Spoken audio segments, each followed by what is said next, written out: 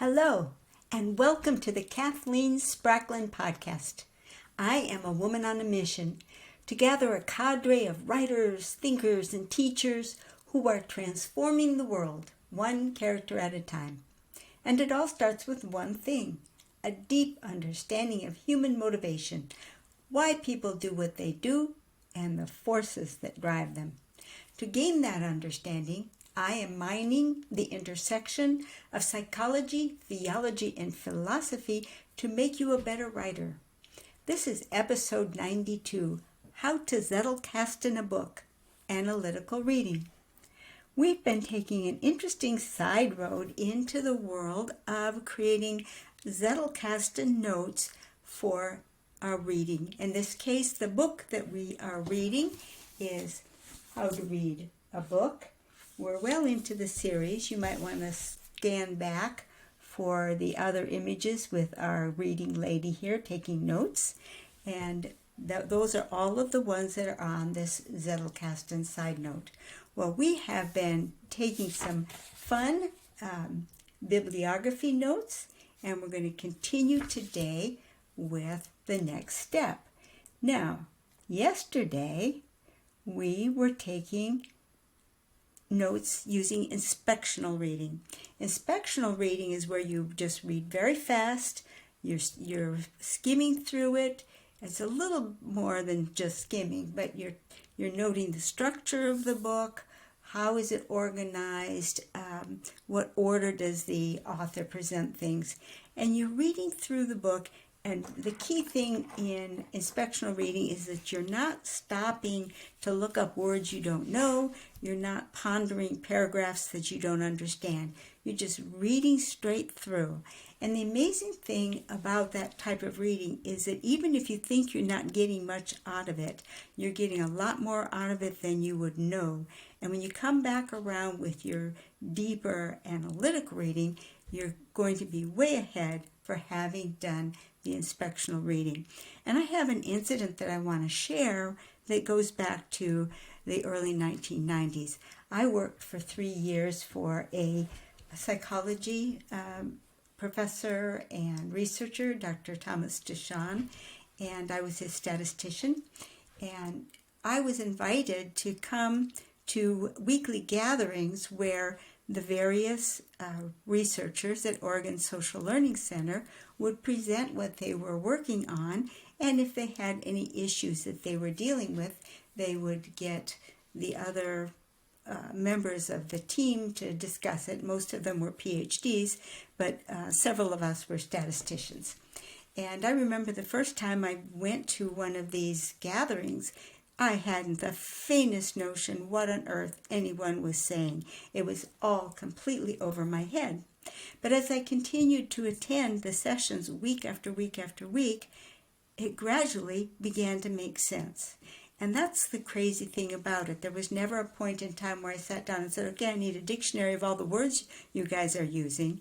It's just that that's the way the human mind is designed to gather language. Is it just picks it up.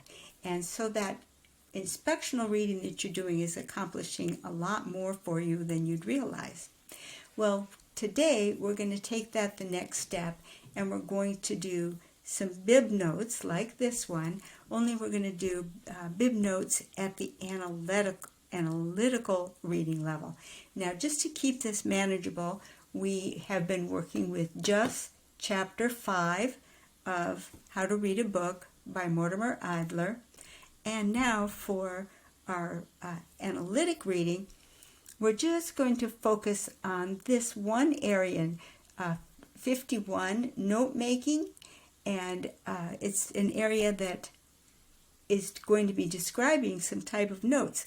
Now, one of the things that I'd like you to kind of notice here is during the quick inspectional reading, these were more like the titles that were visible in the section.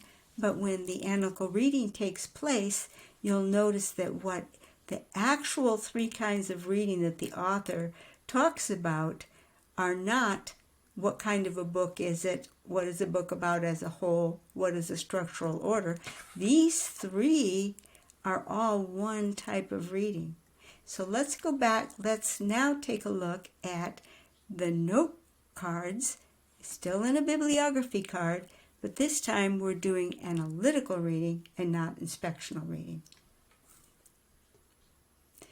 Okay, now here's that funny corner that I lop off my second and subsequent cards. And again, that makes it easier when I have a whole bunch of bib cards. I can grab them together because only one of them will be full, will have that corner. And so I can quickly grab all the cards that belong to that book. Okay, so now reading more deeply into that section about note-taking, we discover that Adler actually has three kinds of notes: structural notes, conceptual notes, and dialectical notes. The structural notes are the notes that you make during inspectional reading, and he says we're going to call them structural notes because the main thing that you notice when you're doing that inspectional reading is the structure of the book. Well, guess what? We noticed that when we did the inspectional reading, we didn't pick up on what the detailed types of notes were. We just got that there were going to be three kinds. And here, the conceptual notes, the second kind, are the kinds of notes that you make during analytical readings, which are going to be about notes about the author's concepts and our own. Well, this is where we are now in the bib card, is we're taking our notes about the author's concepts. And when we turn these into main cards, that's when our own thoughts will come about. So for the most part on the bib card, it's going to be the author's concepts. However, if you get a brainstorm while you're reading and it's like, oh my gosh, what about this? And it's active in your mind, by all means put it on the bib card so that you don't lose it. And for me, when I do that, I use a different color of ink. I would write it in purple ink. But I don't force myself while making the bib card to concentrate on what are my concepts. I'm mostly trying to get the author's concepts onto the bib card. And then the third type of note that Adler talks about are something that he calls dialectical notes, but he declines to describe them. He says they're the kinds of notes that we're going to make during syntopic reading, which is in a future chapter where he's talking about where you're reading several books at once. And so the notes that you're making there include things about the shape of the discussion as a whole across several authors writing on the same topic. And he promises to give us more about dialectical notes in chapter 20, so I just made that note there. There's a very interesting thing that you can do with a Zettelkasten, which is what I'm illustrating in this series, which is that you can do syntopic reading sequentially if you have a Zettelkasten. And we're going to do a little bit of that. We're doing this Adler book, and then we're going to add to it other sources so you can see how you can read multiple books on the same subject. If you have a Zettelkasten, you don't have to spread them all out on your desktop at once. You can read them sequentially, and because you have a Zettelkasten, you can let the notes, you can let the themes interact in the future. So this is as far as we'll take it tonight. This is a bib card made at the analytical level. And where we're going to go with it tomorrow is we're going to make a main card out of this. And then we'll talk about how a bib note goes onto a main card, what makes a main card different from a bib card, and we'll be talking a little bit about, okay, where is it going to go in your Zettelkasten? How is it going to get numbered? A whole lot of topics come into view once we're talking about main cards. Remember, the bib cards are all going to be filed alphabetically under the book's nickname, which is, for me, R.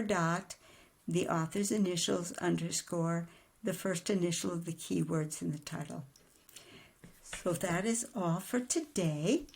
And one of the things that I would like to remind you is that if you want to get on my mailing list, you can go to www.kathleensparkland.com/email list, and you can sign up for my email list, and I'll keep you posted of what's going on in my world. And my new book is out.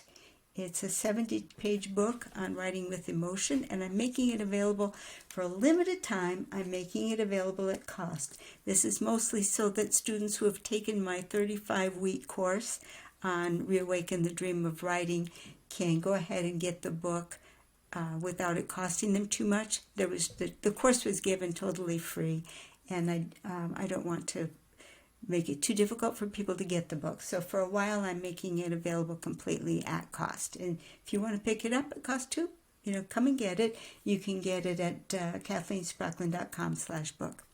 Thank you. Bye-bye.